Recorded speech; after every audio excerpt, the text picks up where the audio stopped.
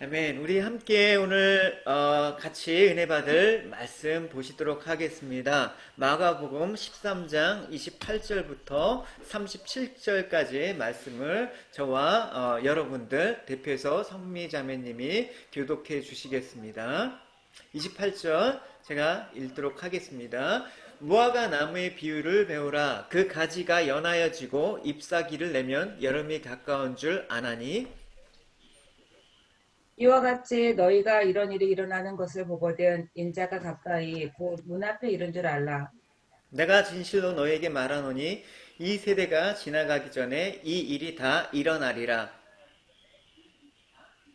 천지는 없어지겠으나 내 말은 없어지지 아니하리라. 그러나 그 날과 그때는 아무도 모르나니 하늘에 있는 천사들도 아들도 모르고 아버지만 아시느니라.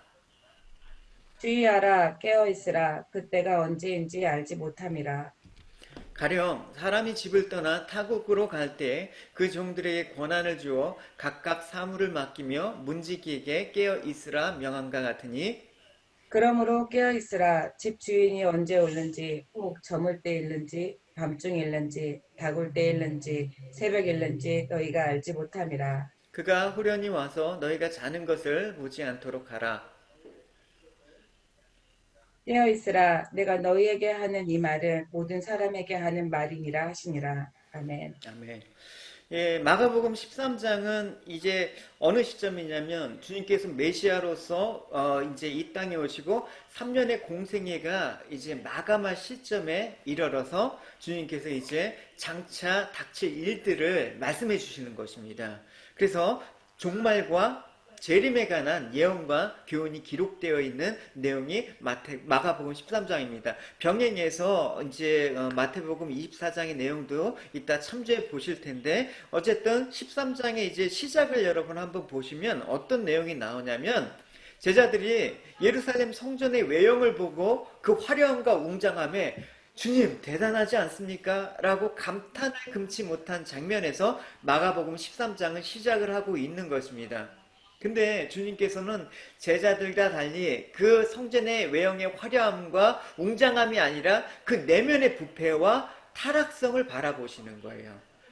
얘들아, 기억하라. 예루살렘 이 성전은 돌 위에 돌 하나도 남기지 않을 정도로 완전히 철저히 파괴될 거야. 이렇게 말씀하시는 거로 마가복음 13장은 시작하고 있습니다. 우리 13장 2절을 읽어 주실게요.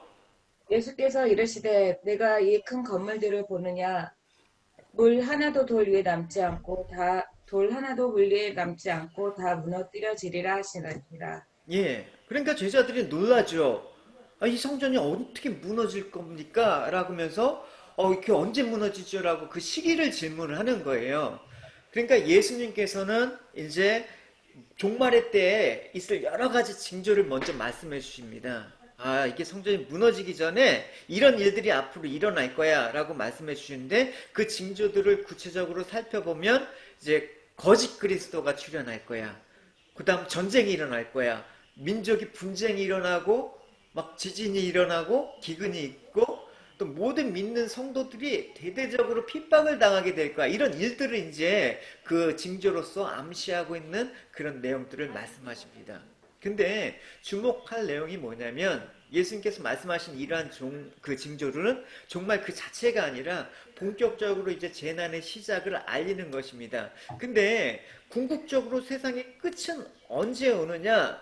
문자 그대로 세상의 종말은 복음이 먼저 만국의 모든 민족에게 전파된 후에 종말이 올 거야라고 얘기하고 있습니다. 그래서 마가복음 13장 이제 10절쯤에 보면 이런 말씀을 먼저 하시죠.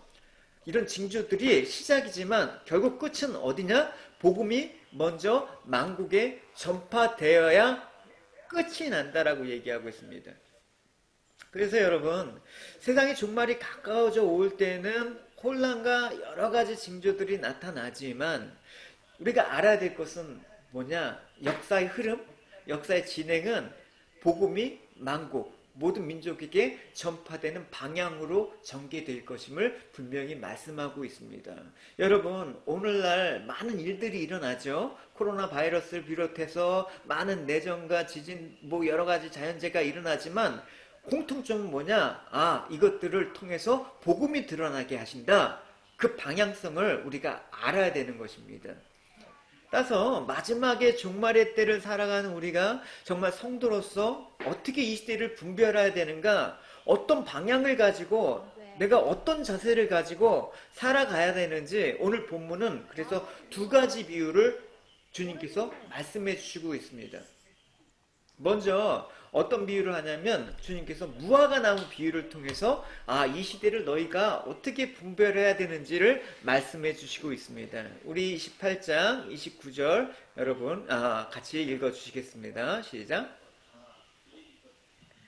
무화과 나무의 비유를 배우라. 그 가지가 연하여지고 잎사귀를 내면 여름이 가까운 줄 아나니 이와 같이 너희가 이런 일이 일어나는 것을 보거든 인자가 가까이 곧 문 앞에 이른 줄 알라. 예.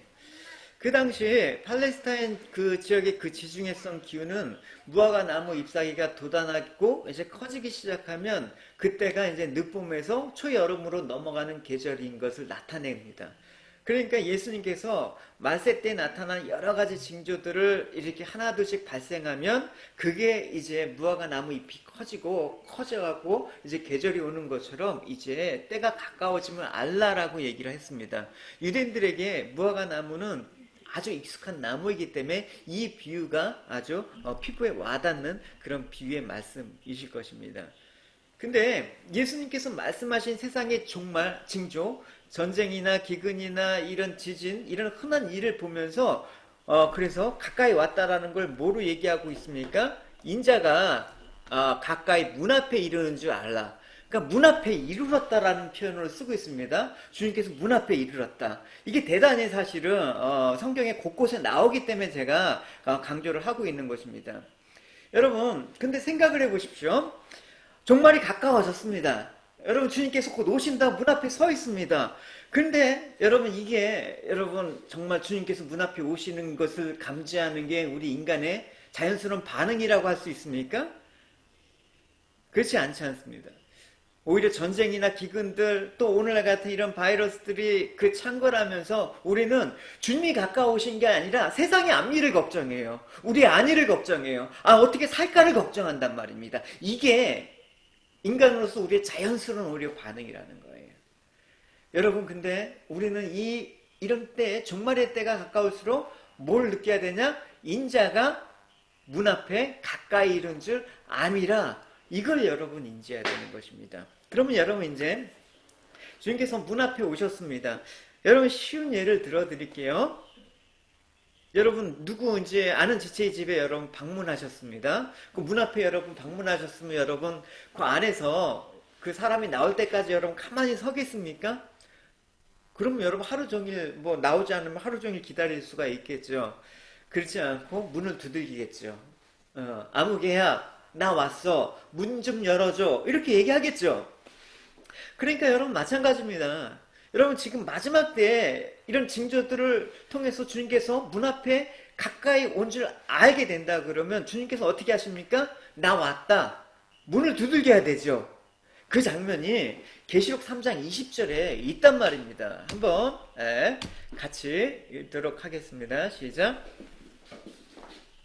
볼지어다 내가 문 밖에 서서 두드리노니 누구든지 내 음성을 듣고 문을 열면 내가 그에게로 들어가 그와 더불어 먹고 그는 나와 더불어 먹으리라. 그죠? 여러분 주님께서 문 앞에 와서 가만히 계시는 게 아니라 어떻게 한다? 두들기시는 거예요, 여러분. 여러분 오늘도 세상 가운데 한 주일 동안 살면서 주님 말씀이 여러분 마음 가운데 두드림이 없었다 그러면 하나님의 백성이 아니죠. 여러분 분명히 그 두드림이 있었기 때문에 오늘 이 온라인 예배 이 예배 자리 앞에 나오신 줄 믿어요. 근데 지금 이 문을 두들긴 이 장면을 보면 이 계시록에서 라오디게아 교회라는 곳에서 그 교회를 향해서 주님께서 말씀하시는 거거든요. 근데 라오디게아 교회의 영적 상태가 형편이 없었단 말입니다. 보시면 이런 상태예요. 내가 말하기를 나는 부자라 부유하여 부족한 것이 없다 하나 내 공고한 것과 가련한 것과 가난한 것과 눈먼 것과 벌거벗은 것을 알지 못하는도다. 이게 지금 라오디게아 교회의 그 실상이란 말입니다. 그러니까 오늘 마가복음 13장의 서두가하고 비슷하죠. 겉은 화려하고 속은 부패한 예루살렘 성전의 멸망을 예고하신 상황과 이 라오디게아 그 영적 상황, 주님이 와셔갖고 문을 열어달라고 해도 알지 못하는 이 라오디게아 교회의 상황과 또 어떻게 보면 오늘날 지금 이 땅에 교회가 많이 닮아 있는 것을 볼 수가 있습니다. 독생자 예수님의 영광 십자가는 사라지고 어떤 얘기만 나옵니까? 아, 예수 믿어서 부자 됐다. 아, 예수 믿어서 좋은 옷 샀다. 그러면서 우리는 예수 잘 믿어서 이렇게 복을 산다고 하면서 자신이 막상 영적으로 이렇게 벌거벗고 눈벗고 가난하고 가련한 것을 전혀 깨닫지 못한 상태가 바로 오늘 우리의 영적인 상태라는 것을 주님께서 말씀하시는 것입니다.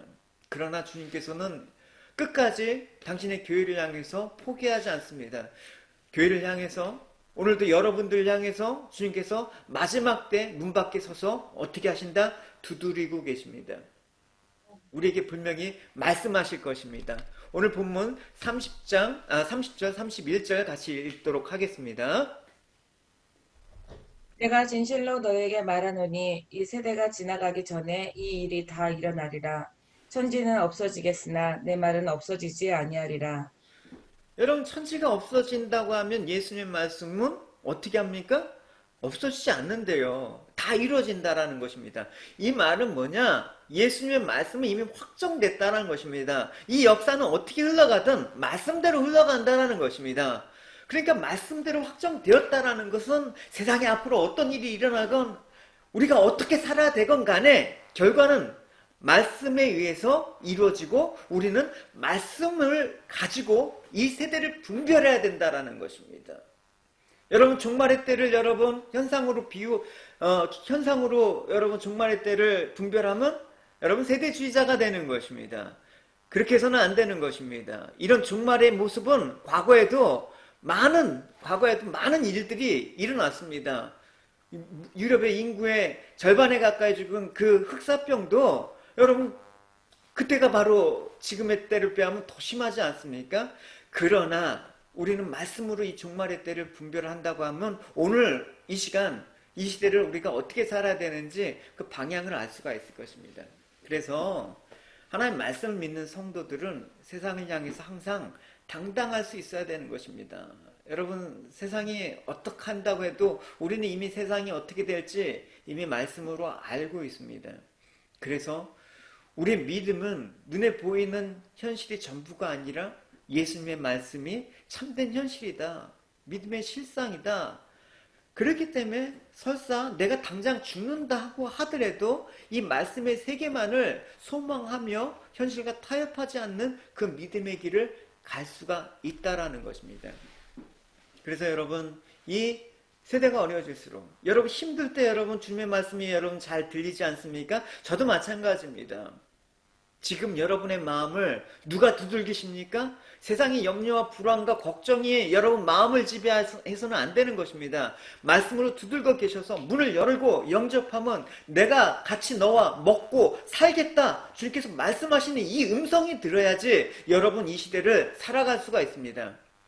이렇게 주님은 신부인 교회를 향해서 문을 두들기고 있습니다.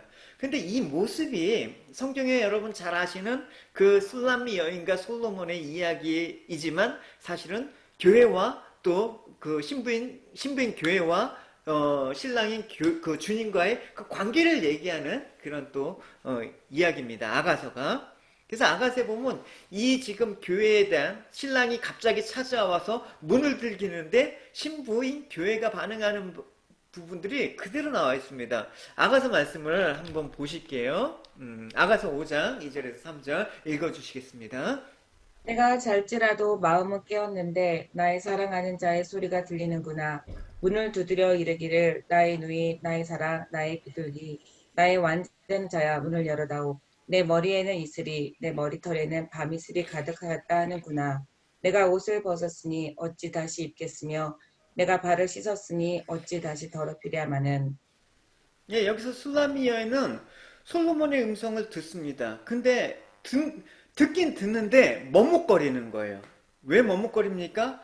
밤이 깊은데 설마 내 님이 오겠어? 라고 생각하면서 잘 준비를 다 한 거예요. 발도 씻고 옷을 벗고 잠자리에 들었습니다. 이때 히브리식 그 사고방식은 발에 흙을 묻히면 저주를 받는다고 하기 때문에 발을 깨끗이 쳤으면 이제 발에 흙을 묻히면 안 되는 거예요. 근데 님이, 그러니까 솔로몬이 불쑥 찾아온 것입니다. 그러니까 술람미 여인은 지금 머뭇거리는 거예요. 아, 내가 문을 열어줘야 되는데 분명히 왔는데 아, 내가 지금 이렇게 잘 준비 다 하고 있으니까 어떡하지 어떻게 하지 고민하다가 아, 안 되겠다 하면서 문을 열려고 열었는데 사랑하는 님은 벌써 사라졌더라. 바로 이 상황이 오늘 주님께서 교인 우리에게 말씀하신 상황과 너무나 흡사합니다. 그래서 어떻게 해야 된다? 너희들이 깨어 있어야 된다. 신랑이 언제 오실지 모르지만 깨어 있어야 된다. 그게 오늘 말씀에 주된 그 포커스입니다. 그래서 그 상황을 오늘 주님께서도 동일하게 말씀하시는 것입니다. 오늘 본문 32절, 33장, 33절 같이 읽어보도록 하겠습니다. 그러나 그날과 그때는 아무도 모르나니 하늘에 있는 천사들도 아들도 모르고 아버지만 아시느니라. 주의하라 깨어 있으라. 그때가 언제인지 알지 못함이라. 예, 아무도 모른다고 하지 않았습니까? 예, 천사들도 아들도 모르고 아버지만. 그래서 뭐 어떻게 하라는 거예요? 깨어 있어야 된다. 깨어 있어야 된다.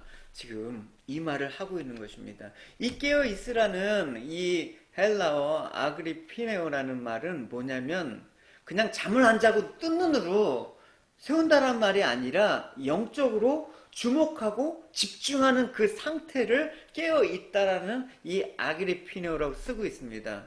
이 상태를 잠언에서 동일한 말로 쓰는 그 용례를 찾아보면 그 지혜의 귀를 기울인 상태로 묘사하고 있습니다. 잠언서 8장 33절, 35절 읽어주시겠습니다. 훈계를 들어서 지혜를 얻으라. 그것을 버리지 말라. 누구든지 내게 들으며 날마다 내 문 곁에서 기다리며 문설주 옆에서 기다리는 자는 복이 있나니 대저 나를 얻는 자는 생명을 얻고 여호와께 은총을 얻을 것임이니라.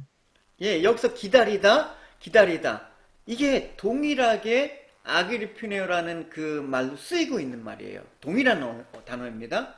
그러니까 깨어있는다라는 것은 무엇입니까? 주님 말씀을 경청해서 듣고 그 말씀을 지키려고 하는 자, 그걸 뜻하는 것입니다. 그런 사람만이 어떻게 생명을 얻고 하나님의 은총을 입는다라고 했습니다. 여러분, 이 시대 여러분 주님의 말씀이 들리셔야 됩니다. 진짜로 들리셔야 됩니다. 그래서 날마다 하나님 말씀 가운데 묵상 가운데 기도하고 깨어 있어서 오늘 찬송 있죠. 항상 기도하고 깨어 있어서 항상 기도하고 깨어 있어야 되는 것입니다. 여러분 기도하고 깨어 있는 거에 대한 가장 적절한 비유를 주님께서 하셨습니다. 어디서 하셨냐면 여러분 마태복음 25장에 보면 주님께서 열천을 비유를 얘기하신 것입니다. 여러분 잘 아시니까 본문은 읽지 않도록 할게요. 신랑을 맞이할 준비를 하는 10명의 처녀가 있었죠. 근데 5명과 5명 그 그룹이 남겼어요. 이 5명은 어리석은 처녀, 5명은 슬기로운 처녀. 왜냐하면 이 어리석은 처녀들은 등불만 준비했는데 슬기로운 5처녀는 등불과 함께 뭐를 준비했다? 기름을 준비했다라고 얘기를 하고 있습니다. 혹시라도 신랑이 늦게 올 것을 대비해서 여분의 기름을 준비한 것이죠. 그래서 기다리던 신랑이 생각보다 늦게 오는 거예요. 어차피 근데 늦게 오니까 이 슬기로운 처녀하고 미련한 처녀들은 이 열 처녀들은 다 잠은 들었어요. 그러니까 아까 깨어있다라는 것은 잠을 자지 않는다라는 그런 의미가 아니란 말입니다. 근데 기다려도 님은 오지 않고 여러분 그 가곡 있지 않습니까? 기다려도 님 오지 않고 어쩌라고. 예. 그래서 잤는데 갑자기 소리가 들리는 거예요. 문 앞에서 그 문을 열어라! 그런 소리가 들리는 거예요. 그래서 신랑이 온다! 맞으러 나오라는 소리가 들립니다. 그러니까 열 처녀들이 일어났어요. 그래서 등을 준비했는데 문제가 뭐냐면 이 5 처녀는 등불에 기름이 없네요. 보니까 기름이 없어서 불이 다 꺼자고 하고 있어요. 그래서 그 미련한 다섯 처녀들은 기름을 미리 준비한 다섯 처녀에게 가고 여분의 기름을 좀 나눠달라고 합니다. 근데 여분의 기름을 준비한 슬기로운 다섯 처녀는 그렇게 하면 우리 모두가 망하는 거니까 나눠줄 수가 없다. 그래서 얼른 가서 여분의 기름을 사갖고 와. 이렇게 하고 거절을 했습니다. 근데 문제는 뭐냐? 미련한 다섯 처녀들이 기름을 간 사이에 신랑이 도착해서 혼인잔치에 들어가고 문이 닫혔다라는 것입니다. 여러분 지금이 구원받을 때고 지금이 은혜 받을 때예요, 여러분. 나중에 기름 사갖고 내가 준비하면 되지? 오늘 지금 여러분 말씀하신다니까요. 그러니까 이 비유에서 이제 남은 처녀들이 와서 이러는데 뭐라 하냐면 11절에 이렇게 얘기하는 거예요. 주여 우리에게 열어주소서. 그러니까 주님께서 내가 너희에게 이르노니 내가 너희를 알지 못한다. 이렇게 매정한 말씀을 하셨습니다. 그러니까 여러분 이 열처녀의 비유에서 주님께서 말씀하시고자 하는 이유는 무엇입니까? 깨어 있어야 된다. 깨어 있는다라는 것은 무엇을 말하는가? 단지 잠을 자지 않고 기다리는 그런 모습이 아니라 뭘 하느냐? 준비해야 된다.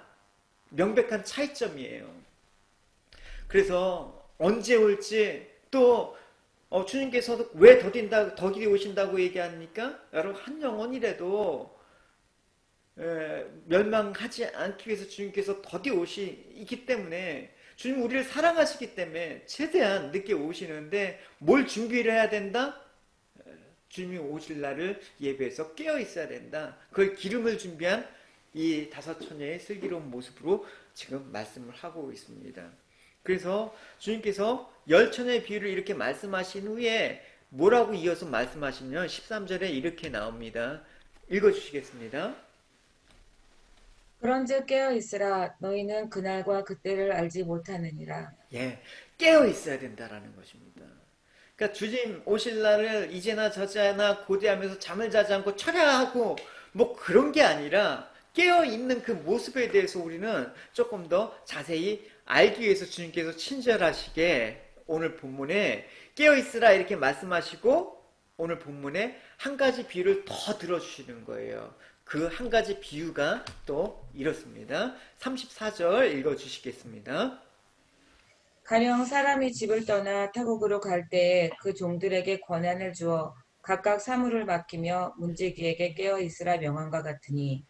예, 주인이 떠나면서 종들 각각에게 사무, 그러니까 임무, 우리가 뭐라고 하면 이제 사명, 뭐 이런 거 맡기면서 뭐라고 했냐면 깨어 있으라라고 얘기를 하고 있습니다. 그러니까 잠을 자지 않고 단순히 그러니까 안 잔다란 말이 아니라 이 깨어 있으라는 말은 뭡니까? 깨어 있으란 말은 사무, 각각 맡긴 사무를 충실하게 잘 감당하는 것이 깨어 있는 거라는 것입니다. 여러분 아까 제가 마가복음 13장에서 결국 세상의 종말은 어디서 만물이 된다고 했습니까? 복음이 하나님이 말씀이 온 만국에 전파되는 시점. 그러니까 이 각각 사무가 뭔지 여러분 이제 짐작기 가시겠죠? 이 사무를 위해서 깨어있는 모습을 얘기하시는 것입니다. 여러분 이 마가복음 13장에는 마태복음 24장과 아까 평행 본문을 이루고 있다라고 얘기하고 있어요. 그래서 이 마가복음 13장과 마태복음 24장을 소계시록이라고 또 별칭을 하고 있습니다. 요한계시록에서 이제 따와서 소계시록이라고 얘기하고 있습니다. 그거는 그 카페에 올려드린 자료를 참고하시면 되겠습니다. 그럼 이 부분들을 조금 자세하게 얘기한 마태복음 24장에 이 평행 본문을 한번 같이 보도록 하겠습니다. 같이 읽어주시겠습니다. 충성되고 지혜 있는 종이 되어 주인에게 그 집 사람들을 맡아 때를 따라 양식을 나눠줄 자가 누구냐. 주인이 올 때에 그 종이 이렇게 하는 것을 보면 그 종이 복이 있으리로다. 내가 진실로 너에게 이르노니 주인이 그의 모든 소유를 그에게 맡기리라. 만일 그 악한 종이 마음에 생각하기를 주인이 더디 오리라 하여 그 동료들을 때리며 술친구들과 더불어 먹고 마시게 되면 생각하지 않은 날 알지 못하는 시각에 그 종의 주인이 이르러 엄히 때리고 외식하는 자가 받는 벌에 처하리니 거기서 슬피 울며 이를 갈리라. 예, 여기서 주님께서는 종을 두 종류로 나누고 있습니다. 어떤 종으로 나누고 있습니까? 충성되고 지혜 있는 종으로 나누고, 그 다음 악한 종, 두 종의 모습으로 나누고 있습니다. 그럼 이 충성되고 지혜로운 종은 어떤 모습입니까? 그 집 사람들 맡아 때에 따라 양식을 잘 나눠주는 사람. 아까 얘기했듯이 그 마가복음에서 그 임무를 잘 감당한 사람, 그 사람을 얘기하는 것입니다. 그 다음 악한 종은 어떤 사람입니까? 이 악한 종은 주인이 안 오겠지, 늦게 오시겠지 하면서 주인 올 때까지 내가 마음대로 해야지 하면서 막 동료들을 때리고 막 술 친구들과 더불어 막 먹고 방탕을 하는 것입니다. 그걸 뭐라고 합니까? 그거를 외식이라고 얘기하고. 그러니까 주님께서 외식이란 말을 왜 자꾸만 하시는지 여러분 기억하시죠, 여러분? 바리새인들 보고 왜 외식하는 사람들이라고 하면서 그렇게 또 책망을 하셨는지 여러분 기억을 하시죠? 여러분, 주님께서 다시 오실 때 형벌받을 외식하는 사람들의 두드러진 특징은 뭐냐? 뭡니까? 사람이 볼 때와 보지 않을 때의 삶의 차이가 많습니다. 여러분, 그래서 제가 예배 드릴 때 여러분 왜 얼굴을 이렇게 보라고 하면, 여러분, 우리가 서로 얼굴과 얼굴을 대면해서 서로를 비춰주는 거울이 되지 않으면 우리는 개판이 되는 것입니다, 여러분. 신앙생활 내가 혼자 지킬 수 있다라는 거 어렵습니다. 그래서 드러나는 모습과 속마음 가운데 많은 차이가 있단 말입니다. 또 이 외식하는 자는 어떻습니까? 이 악한 종은 주인 앞에서 누구보다도 열심히 일하는 척하지만 주인이 없으면 특권 의식에 빠져서 권위를 부리는 것입니다. 그러니까 자기가 주인 행세하는 것입니다. 이런 모습들이 과연 하나님의 그 나라의 백성의 모습이냐? 아니다라는 것입니다. 주님의 제자들은, 주님의 백성들은 재림의 때를 예측하지 않습니다. 여러분, 그래서 뭐 구원파니, 뭐 자기가 구세주니, 뭐 시한부 종말론자, 여러분 다 가짜입니다. 악한 종입니다. 주님의 때를 예측하지 않습니다. 그날은 아무도 모릅니다. 천사도 모른다고 하고 주님도 모른다고 하고 아버지 하나님만 아시는 그 하나님의 주권에 속한 문제입니다. 그러니까 하나님의 진정한 백성들은 주님이 속히 오시든 더디 오시든 중요한 건 무엇이냐? 언제가 아니라 늘 깨어있는, 깨어서 어떻게 임무를 맡아서 충성스럽게 감당하는 그 임무를 맡는 삶이라는 것은 무엇입니까? 말씀을 듣고 그 말씀의 그 복음의 생명들을 전하는 그 임무를 잘 수행하는, 때에 따라 양식을 나눠주는, 생명의 양식을 나눠주는 그 사람이 충성된 종이라고 얘기하고 있습니다. 여러분, 충성된 종으로 사시기 바랍니다. 여러분 말씀 가운데 충성된 종으로 양식을 나눠주는 사람이 되면 좋겠습니다. 여담이지만 지금 온라인으로 많은 교회들이 예배를 드립니다. 제가 이제 미국에 지금 세들웨 교회라는 그 교회, 큰 교회죠. 거기서 이제 페이스 라이브하고 유튜브 라이브로 예배를 진행하는데 그 통계를 보고 통계를 이제 들었는데 통계가 깜짝 놀랐습니다. 그러니까 라이브를 이렇게 예배를 시작되는데 그 동시 처음에 접속하는 인원이 3,000명이래요. 되게 많죠. 근데 아쉽게도 98%가 끝까지 예배를 안 드립니다. 그 중에서 한 7, 80%는 1분 만에 접속을 끊고 나간다고 합니다. 여러분, 우리가 정말 안 보이는 곳에서 정말 예배를 잘 드릴 수 있다라는 거, 대단히 힘들다라는 것을 알 수가 있습니다. 그만큼 충성되고 지혜 있는 종, 이 시대에 찾고 계시는 주님이 찾고 계시는 사람이라고 생각을 합니다. 그래서 여러분들은 아직 끝까지 온라인에 남아 계시네요. 할렐루야. 예, 네. 여기서 다 보입니다. 누가 지금 출석하고 있는지 출석 체크도 달고 온라인 시스템이 너무 좋아요. 끝까지 남아 계시기 바랍니다. 그러니까 이 사무를 맡은 종은 필요한 것은 주님이 언제 오신가가 아니라 내가 맡은 사무, 임무를 충실하게 사는 거. 이런 종에게는 주님이 언제 오시는가가 관심이 될 수가 없는 것입니다. 기다리지만 늦게 오셔도 상관없습니다. 왜? 그것이 주님께서 깨어있으라고 하는 그 임무를 충실히 감당하는 모습이기 때문에 그렇습니다. 그래서 성도인 우리가 예수님으로부터 받은 사무, 그 임무는 무엇입니까? 아까 얘기했죠. 복음을 증거하는 증인으로 사는 거. 여러분, 그래서 사도행전 1장 7절에서 9절이 연결이 되는 것입니다. 읽어주시겠습니다.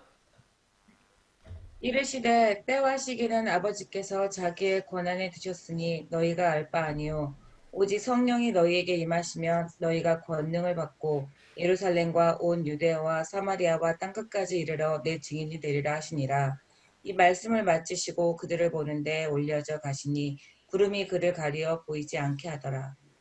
여러분, 이 말씀과 예수님께서 종의 비유를 통해서 임무를 맡기고 타국으로 멀리 간 그 주인의 이야기가 너무 흡사합니다. 같은 내용입니다. 그러니까 하늘로 가시면서 남긴 말씀이 타국으로 떠나면서 종들에게 사물을 맡긴 그 내용, 비유와 똑같은 내용입니다. 그러면서 하늘로 가십니다. 타국으로 가셨죠? 떠나시면서 제자들한테 그 종에게 사무, 임무를 맡기시죠? 제자들에게 무슨 임무를 맡깁니까? 내 증인이 되리라 라고 얘기를 하고 있습니다. 그죠? 내 증인이 되리라. 다시 말해서 예수님께서는 하늘로 가시지만 성령을 보내셔서 제자들이 예수님을 증거하는 증인으로 살게 하겠다라고 말씀을 하신 것입니다. 그래서 증인이 되리라는 말씀은 제자들이 맡은 일은 성령께서 함께 하심으로써 성령께서 이루실 일임을 얘기하는 것입니다. 그래서 주님이 오실 날까지 제자들이 할 일은 무엇입니까? 주님의 말씀 앞에서 자기들이 원하는 인생길을 사는 것이 아니라 성령에 이끌려가는 인생에 순종하는 삶, 그것이 깨어있는 삶이죠. 그것이 마지막 때를 살아가는 우리들의 임무이죠. 그래서 이런 가운데 마태복음의 그 24장의 그 종말장에 보면 예수님께서 오실 때 그 세상의 형편은 뭐와 같다라고 얘기합니까? 노아의 때와 똑같다라고 얘기하고 있습니다. 지금 언제 갖고 똑같습니까? 노아의 때와 똑같습니다. 한번 그 노아의 때가 어떤지 한번 살펴보도록 하죠. 읽어주시겠습니다. 홍수 전에 노아가 방주에 들어가던 날까지 사람들이 먹고 마시고 장가들고 시집가고 있으면서 홍수가 나서 그들을 다 멸하기까지 깨닫지 못하였으니 인자의 임함도 이와 같으리라. 예, 노아의 때가 무엇입니까? 홍수전에 노아가 방주로 들어가는 날까지 사람들은 먹고 마시고 장가가고 시집가면서 홍수가 자신들을 멸할 때까지 깨닫지 못한 그 상태를 노아의 때라고 얘기하고 있습니다. 여러분, 물론 뭐 먹고 마시고 시집가고 장가가는 것 자체가 죄라는 얘기가 아니에요. 그것 때문에 멸망받으면 우리 다 죽어야 되죠. 노아도 똑같이 그 시대에 살면서 먹고 마시고 뭐 시집가고 장가 갔습니다. 다른 점이 있어야 되는 것입니다. 노아와 그 노아의 때의 사람들과 무엇이 달랐느냐? 먹고 마시고 시집가고 장가가는 그 인생 위에 뭐가 있다? 하나님의 심판이 덮여 있다라는 것을 늘 잊지 않고 살았다라는 것입니다. 이 세상은 반드시 종말이 올 것이라는 그 사실을, 주님께서 다시 오셔서 심판하실 것이라는 그 사실을 늘 잊지 않고 살았다라는 거, 그게 중요하죠. 그래서 노아에게 인생의 전부는 뭐냐? 먹고 마시는 것이 아니라 하나님이십니다. 그 증거가 세상에 쓸모없는 방주를 포기하지 않고 만드는 거였습니다. 여러분, 과연 믿음이 세상을 살아가는데 여러분 필요합니까? 세상에서 여러분 성공하기 위해서 믿음이라는 것이 꼭 필요합니까? 그러지 않아도 돼요, 여러분. 믿음하고 관계없이 세상으로는 성공할 수 있습니다. 그러나 믿음이라는 건 무엇이냐? 세상에서 필요 없다고 하는 우리는 예수 그리스도의 십자가, 세상에서 미련하다라고 하고 저주받은 거라는 예수 그리스도의 십자가, 그걸 포기하지 않게 만드는 그것이 여러분 우리에게는 소중하다는 걸 알기 때문에 우리는 그 증거로 살아가는 그 모습이죠. 그래서 하나님의 심판 때 자신을 살리는 것은 노아는 뭐라는 걸 알았어요? 방주밖에 없다. 먹고 마시고 시집가고 장가가고 그게 삶의 문제가 아님을 잊지 않았다는 것입니다. 우리를 살리신 것은 무엇입니까? 예수 그리스도밖에 없는 것입니다. 노아의 때, 오늘날 이 시대는 다른 사람들은, 세상 사람들은 먹고 마시고 시집가고 장가가는 것이 인생의 전부였습니다. 그것으로 행복을 찾고자 하는 그런 사람들이었습니다. 이것이 노아의 때에 노아와 세상 사람들과 분명히 다른 점이라는 것입니다. 여러분, 똑같이 힘들어요, 여러분. 그죠? 먹고 마시고 시집가고 장가고 일상생활하면서 우리는 똑같이 어려움도 겪습니다. 뭐 믿는 사람이라고 여러분 이 코로나 바이러스와 뭐 일자리에 이런 어려움들을 피해갈 수가 없지 않죠. 그러나 우리는 그것이 아니라 우리 인생의 기쁨과 즐거움이 정말 무엇으로부터 오는지 알고 있는 사람이고 무엇을 기다려야 되는지 알고 있는 사람이고 이런 세상의 모든 즐거움과 기쁨은 바로 하나님 심판 안에 지금 갇혀서 있다는 걸 알기 때문에 나를 구출하신 예수님이 필요하다는 걸 인지하는 사람, 이 사람이 이 시대에 진짜 깨어있는 사람들이에요.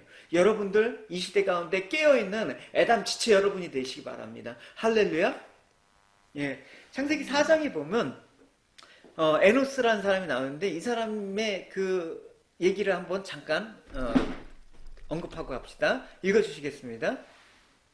셋도 아들을 낳고 그 이름을 에노스라 하였으며 그때 사람들이 비로소 여호와의 이름을 불렀더라. 예, 에노스가 태어나자마자 사람들이 비로소 여호와의 이름을 불렀다. 에노스가 무슨 뜻입니까? 죽을 수밖에 없는 존재라는 뜻입니다. 그러니까 우리가 죽을 수밖에 없는 존재라고 인식할 때 비로소 우리는 누굴 찾느냐? 하나님의 백성이라면 하나님의 이름을 부르면서 주님의 뜻에 맞게 살고자 할 수 있다는 것입니다.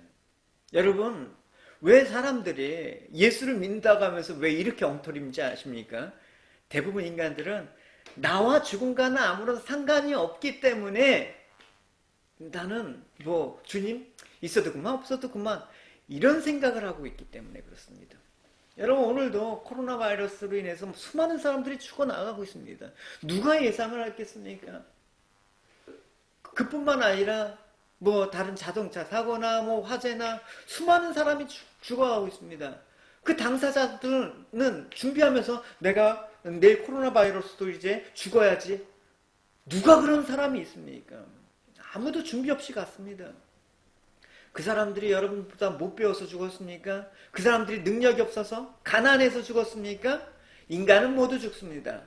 그러나 모두 죽는 가운데 하나님의 사람은 이 시대에 사명을 맡은 사람들, 깨어있는 사람은 그리스도인들은 죽음과 심판을 인식한다라는 것입니다. 그리고 그 죽음 뒤에 영원한 삶들을 준비하는 사람들, 이 사람들이 바로 깨어있는 사람이라고 성경은 얘기하고 있어요.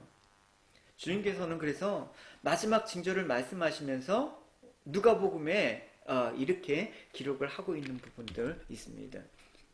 읽어주시겠습니다. 이러한 일이 일어나기 시작할 때 일어서서 너희의 머리를 들어라. 이는 너희의 구원이 가까이 오고 있기 때문이다. 네. 뭐라고 합니까? 머리를 들어라. 그죠? 눈을 들어 영광의 왕을 보라. 뭐 문들아 머리 들어라. 머리를 들라라는 것은 무엇입니까, 여러분? 잠자고 졸지 말고 깨어서 하늘을 바라보라. 징조를 바라보며 주님께서 지금 문 앞에서 우리의 마음문을 두들기고 계신다라는 것을 들어라, 바라보라. 그러므로 깨어있으라. 이런 말과 같습니다.